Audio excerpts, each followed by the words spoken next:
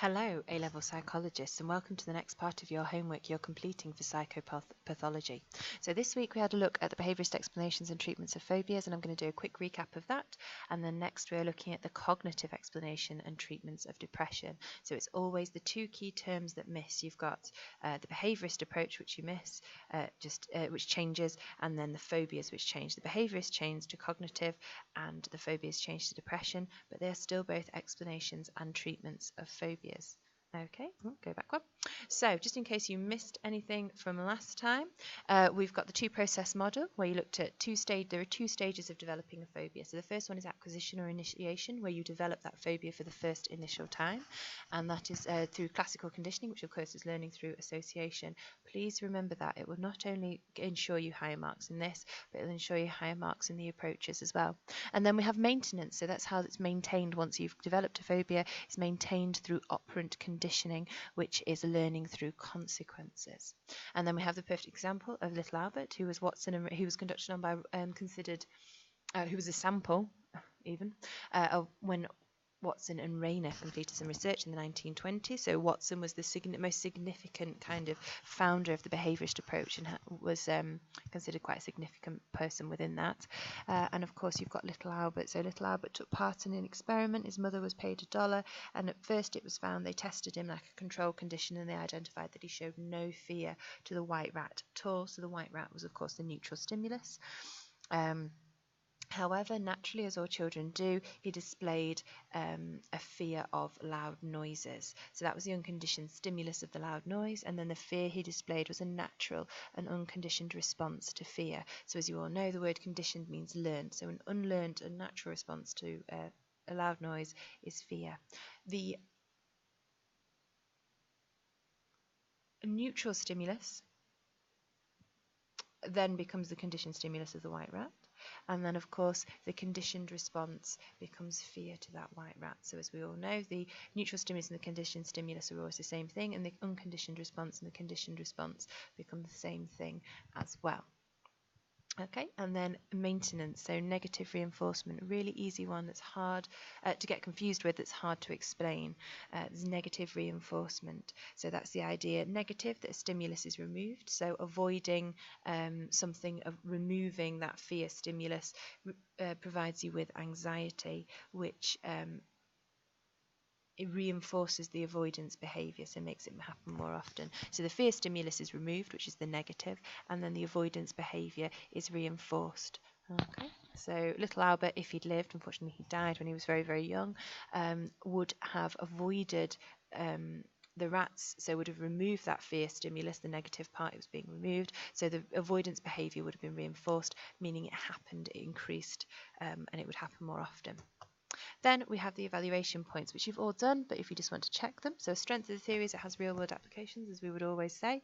For all of the explanations for this one, they all have real-world applications, so you can always refer to systematic desensitization. When it's cognitive, you'll be able to talk about CBT, and when it's drugs, but the biological approach, you'll be able to talk about drug therapies. So if you ever get stuck, every single approach has a real-world application that you can use.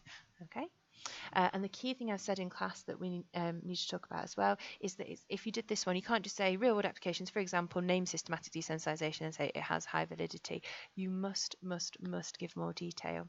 So for example, therapies such as systematic desensitization have been developed to reduce people's phobias.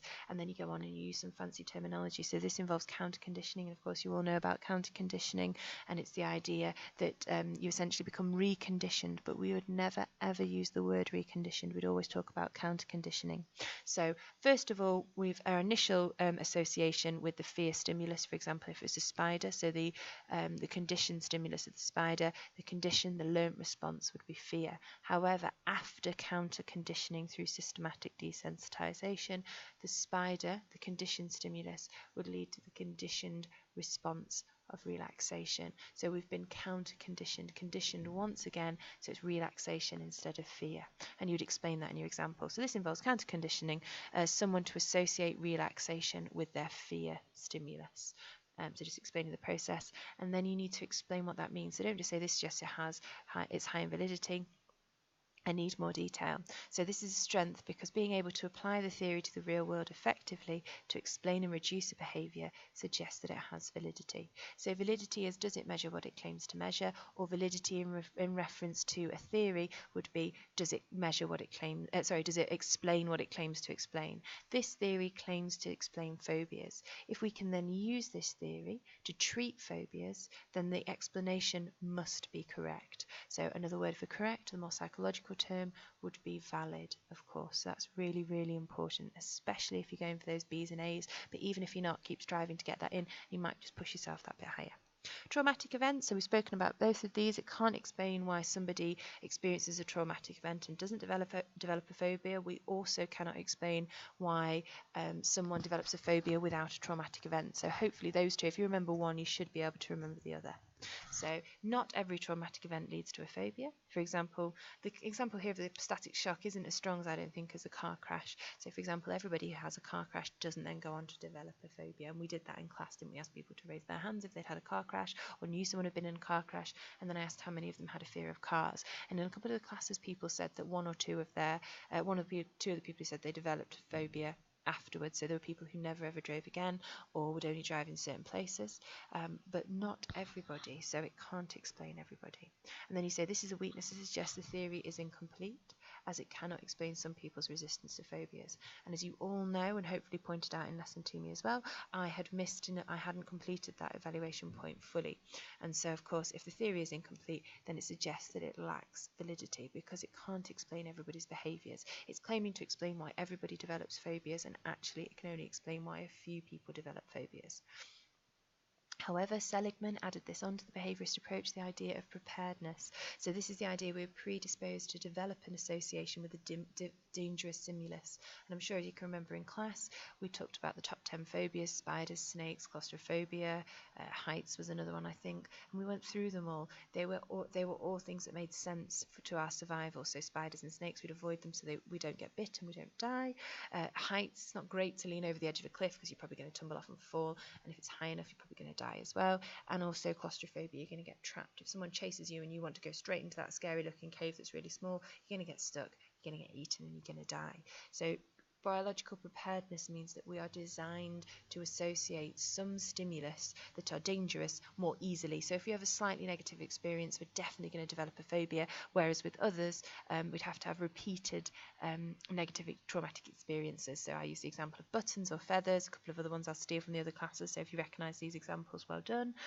We had cereal, we've had beards, clowns, buttons, can't think of any others, but lots and lots of different things. So phobias that don't really make sense, and that's why it's more difficult to develop a phobia of those. As it says here, there's no survival instinct, and therefore why not every traumatic event leads to a phobia, so it can be explained. And exactly the other way around as well. So the basic idea is that if you haven't experienced a trauma, you shouldn't develop a phobia. However, that's not the case. And we've got Sue, who said that some phobias can be explained through a trauma. So she partly, I will say she is a surname, so we don't know. So Sue partly supports that with agoraphobia or agoraphobia, are more likely to identify a traumatic event, whereas those with arachnophobia learned their behaviour through modelling. And if you talk about modelling, we know it's a social learning theory there. So we can explain some phobias like agoraphobia, and of course being really exposed in a wide open space would be dangerous to your survival, because straight away birds would be able to swoop in there, lions and tigers or whatever we were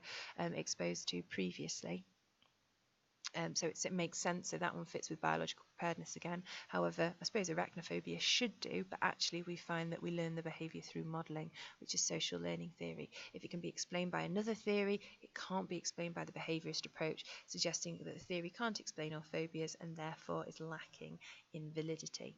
And then you've got, however, Orst went, well, actually, maybe you all did experience this negative event and you've just forgotten about it, suggesting the theory still has some credibility.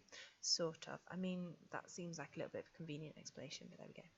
Then cognitive factors. Another weakness is the approach ignores cognitive factors. So according to the behaviourist approach, we learn behaviours, and therefore the only way to treat those behaviours is to learn new and different behaviours. And as you know, that's called counter conditioning. So we learn to be relaxed when we see a spider, as opposed to experience anxiety. However, cognitive behavioural therapy has been found to be more effective in treating social phobias. So cognitive behavioural therapy is more effective in treating social phobias, so it cannot be the behaviourist approach cannot explain that, because the cognitive treatment focuses on thought processes, internal mental thought processes.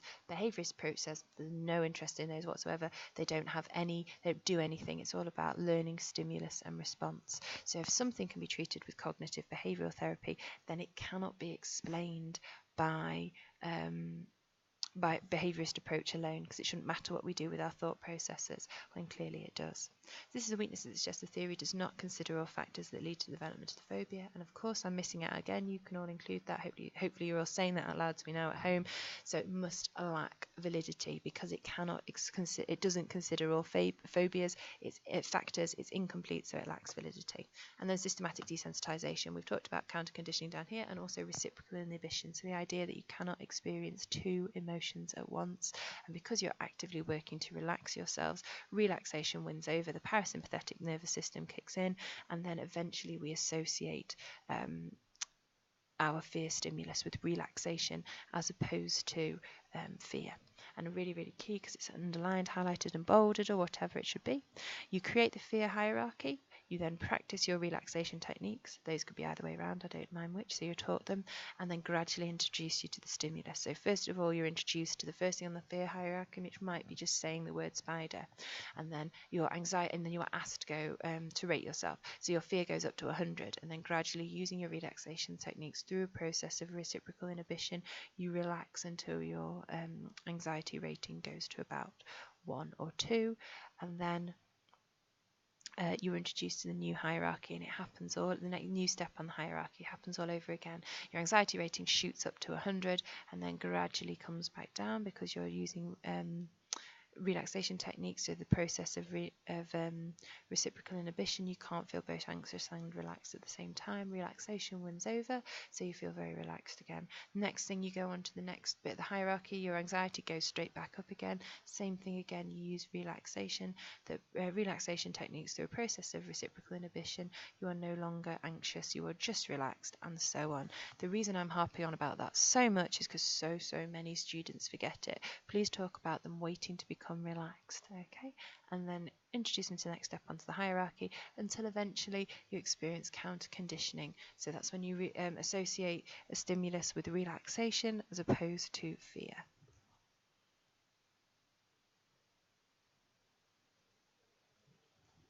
These are the examples from the P points that you're going to talk about. I want you to decide if it's strength or weakness and where you think it fits, and most importantly, more importantly than anything else at all, why. So the explain, this is a strength or this is a weakness, because lots and lots of detail, as much as you can explain it back.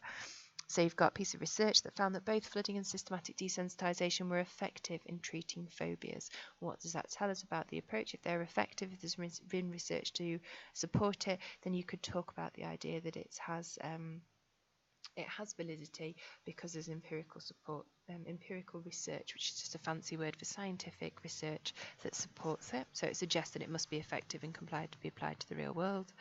And then also, flooding has been found only to be effective for some phobias. For example, social phobias, due to their complex nature, which can be explained through more effectively by cognitive processes, responding better to CBT. Exactly the same thing as the last point. So it's only effective for some treatments. Social phobias, for example, are far more complex than that, so we could explain it better by a cognitive process. So it must be a theory. Well, it must be an approach and a treatment. Don't forget, these are treatments. You would only use the word treatment. Sorry. So it lacks validity. So again, you're explaining that. Why is it a problem? And then finally, we found somebody who found that it was self-administered. Systematic desensitization and flooding were just as effective as delivered by a therapist. And of course, we talk about the fact that's really good, because it saves the NHS money. So the NHS don't have to spend as much, they don't have to spend as much on training, don't have to spend as much on staffing. If they can teach the patients to self-administer the behavioural treatment, then it's much more effective. Okay, so please think carefully about how you structure those and really focus on that explain point. So you must complete those in full. Homework, we're going to look at the cognitive approach, so negative triad, ABC model, and treatments, and then we're going to do the evaluation points in class. So, cognitive explanation of depression. Cognitive, so as always, refers to internal mental processes, and then with thought processes. So this is all about depression is explained in the cognitive process about the way you think about everything. So it's about the way you think and process and understand information. And a really significant person, just like Watson was in the behaviourist approach for explaining phobias, Beck is an extremely important person within the cognitive explanation. So he believed depression was due to faulty internal mental processes. So that's a really key word that actually isn't on the slide that's really important. Due to faulty internal mental processes. And that sounds really judgmental, but we don't use it in that term. We use it in a more sort of non-judgmental scientific way. So it's just a way, it's a faulty internal mental processes are thought processes that lead to depression, when really we wouldn't want them to lead to depression. We want them to lead to more positive thought processes. So faulty internal mental processes are the cause of depression. The reason I'm repeatedly saying that is because hopefully everyone who's listened, I'll be able to identify everybody who's listened closely to this video and made notes on homework, because when I say what does Beck believe is the cause of depression, or what does cognitive approach say that depression is caused by, you can all say straight away faulty internal mental processes. And those different processes are focusing on the negative, so only ever thinking about negative things, and about catastrophizing. So that's the idea that everything is absolutely terrible all of the time. So you fail one exam assessment, and then you think that you're going to fail absolutely everything. You're going to fail all exams at the end of the year. You're never going to do anything. No one's ever going to love you, and you're going to die alone. So it's about catastrophizing, making a mountain out of a molehill. Another thing would be maybe your friend falling out with you, you're getting cross, sort of saying something cross to you before they walk off and leave you, and you're worrying about that, thinking they'll never be your friend again, that everyone else will hate you, you'll have to leave college, all those kind of things, and that could be catastrophizing. Of course, if it makes sense within the example, so if you're thinking everything's terrible and it is actually terrible, then that isn't depression, that's just a rational response, so it wouldn't be faulty. However, if actually that's not the case, reality isn't truly like that, and you're just catastrophizing unnecessarily, then that would be faulty internal mental processes, which would lead to depression. And then we have the negative triads. Loads of notes in your book, so I'd encourage you to look there, but also I'd encourage you to have a look at this slide and do some stuff on the internet as well. So pick something and then apply it to the negative triad. So this is the idea that we have feelings, negative feelings about ourselves, negative feelings about the world, and therefore negative feelings about the future. So the perfect example here, the negative feeling this person has about themselves, I'm ugly, worthless, and a failure. And then the world, so because they have this negative view of themselves, they have a negative view of how the world views them. So because I'm ugly, worthless, and a failure, the world, nobody will ever love me, which of course is not the case. And then because of that, because they have negative views about themselves, which lead to a negative view about the world, that leads to a negative view of the future. So I'm hopeless because things will always be this way. So I'm ugly, no one will ever, the self, I am ugly, the world, no one will ever love me, I will die, the future, I will die alone. Okay, so I want you to pick a particular thing, and we had some really interesting ones last year. So we had someone who used an example of someone who was grappling with their sexuality and what their views were of themselves, so what they thought about themselves because of their sexuality, what they thought the world would think of them, and what they thought was going to be the future. A lot of people at this time, I think there was recently, quite similar to now actually, interestingly enough, there had been a terrorist attack, and so understandably there was some, there were some negative views, but they use that idea about the self, the world, the future. So pick something, anything that you can think of. It could be about your intelligence, it could be about the looks, it could be anything that you can think of that someone might have negative thoughts about, and then come up with a specific negative triad. But the basic idea is the self, the world, and the future, all of which are negative, which having all of those negative reoccurring thoughts will lead to depression. And then because it's so important, we put it in twice. There we go, and then we've got Ellis's ABC model, who believed that rational thought processes are good, ensure good mental health, and irrational thought processes lead to poor mental health. So again, just like faulty internal mental processes, rational and irrational, when we say someone's irrational, we don't mean it unkindly. There's no negative connotations like there would be in everyday language. Irrational just means not appropriate to the situation. Okay, so, and there you go. And it also then talks about irrational beliefs being any thought that interferes with someone being happy and pain-free. So we're not being unkind, we're not saying you're an idiot and you're irrational. We're just saying irrational thought processes are ones that lead to someone being unhappy and in pain, whereas rational thought processes lead to someone being happy and pain-free. I've just put that the wrong way around. 1 second. Let me change that. There we go, as if it never happened. So what are rational beliefs? They are things that... No, that's still wrong. Ignore, pretend none of this happened. I'm 20 minutes in this, I'm not re-recording it, okay?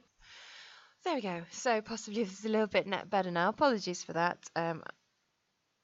It's Friday, so we'll blame it on that. So rational thought processes allow someone to be happy and pain-free, whereas irrational thought processes, the focus is on the idea that they stop people from being happy and pain-free or pan-free. So irrational thought processes, that is not being unkind, not saying that you're stupid or silly or anything like that. They're just, we identify them by going, are these thoughts stopping you from leading a happy and pain-free life? Are these thoughts leading you to depression? Yes, they are irrational and we don't want them anymore. And then we've got the ABC model, which stands for, so this is Ellis's baby, whereas Beck talked about the negative triad, Ellis talks about the ABC model. And you've got A is the activating event, B is the belief, and C is the consequence. So this is the event that triggers a rational or an irrational thought process. Belief, this is where a rational or an irrational belief happens. And then C is the consequence. This is the consequence of thinking rationally or irrationally. So it can be applied to both. And then where in the model does the irrational belief happen? In the belief section, in the B section, in the middle. Okay, and I have an example here. So the best way to look at it is you've got one that's an irrational thought process and one that's irrational. So the activating for event for both is getting fired. The belief is for this one, the left hand is a rational one. So the company was overstaffed. There was nothing, it was being made redundant. There was nothing they could do about it. It wasn't me in particular. They just couldn't afford to keep any more of their staff on, and then eventually that would lead to the consequence of acceptance, and then they'd decide they'd want to go out, they'd want to search for another job. They would be just as capable at another job as that one because it wasn't their fault. Whereas this, on the other one, you've got the irrational thought process of getting fired, and then the irrational belief is they had it in for me. That's irrational because it can't possibly lead to a happy and pain-free life if you believe that people are out to get you, and then that would lead to depression, and of course you'd be less likely to search for a job. There's lots of different things that you wouldn't do. Okay, what I want you to do, not using the example out of the book, not using my example, is I would like you to think of your own activating event, belief and consequence. Okay, you can work with other people, so you're more than welcome to work with someone else in the group for psychology to identify something else, but I'd like to identify an activating event, a belief and a consequence. And if you want to, you can do it like that, but the rational and the irrational side by side. But the one thing you must do is activating event, irrational belief, and then of course what does that lead to? And in every single case it always leads to depression, because that's what we're looking at, aren't we? We're looking at the cognitive explanation of depression. There are two different types of there's a type of therapy from cognitive behavioral from the cognitive approach called cognitive behavioral therapy, and then there's rational emotive behavioral therapy, which is an example. So that's, if you think of CBT, cognitive behavioral therapy, is an umbrella term, and then underneath that you have rational emotive behavioral therapy, and this adds on to the ABC model. So the ABC model is activating event, belief and consequence, and then the D is disputing. So the therapist, this is the key thing where the therapist would dispute irrational thoughts, and we're going to look at that in a minute. You've got 3 different types you need to talk about. And then E is the effects of disputing. The effect should be to replace irrational thoughts with rational ones. So by disputing all the irrational thoughts, the effect of that should be that we now only think rationally, and therefore we've got F, so be more functional feelings and emotions. That means that the depression should hopefully be alleviated or removed. So we dispute things, which leads to us replacing them with rational thoughts, which leads to us having more functional, more practical, more rational feelings and emotions.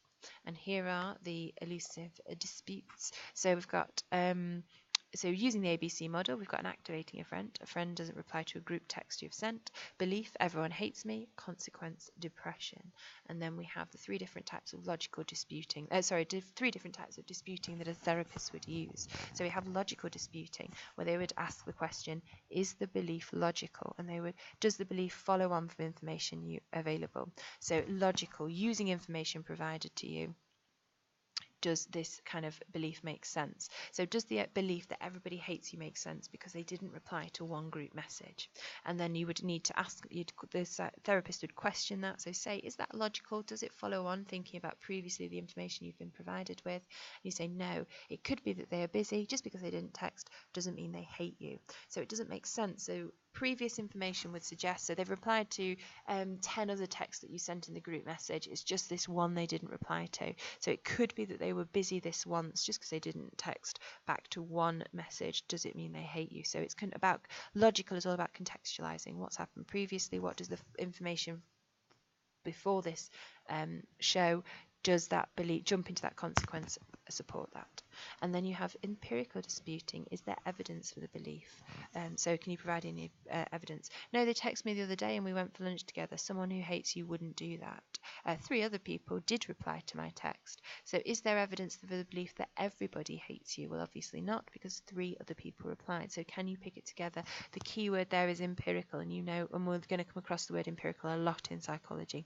So it means evidence, essentially. Can there be any evidence for that? And then pragmatic disputing. Is the belief useful? Does assuming and assessing over the fact my friends don't like me change the situation? No, and it certainly doesn't make you feel any better. It's not helpful. So you're saying, is that belief a helpful one to have? If it's not, don't even bother with it. Okay, so logical disputing, empirical disputing, and pragmatic disputing. Do a little bit of research on the internet for those two and think of some examples for those as well. Okay, the more you do now, the easier things will be in class, and hopefully you found that was the case when you did your session either yesterday or today with me for the behaviourist approach. That's the end of my exciting slides. So if you can complete all the homework, again, as always, if you have any questions, if there's anything you're not sure of, please do get in touch with me and let me know before the start of the session. Please do bear in mind, although I don't really need to say this to you because you've listened to the whole of the video and you've made notes already, so well done, but do bear in mind that it does become quite obvious to me if you haven't completed the homework in class. So well done you for avoiding that slightly awkward situation. Please go and encourage your friends to do the same.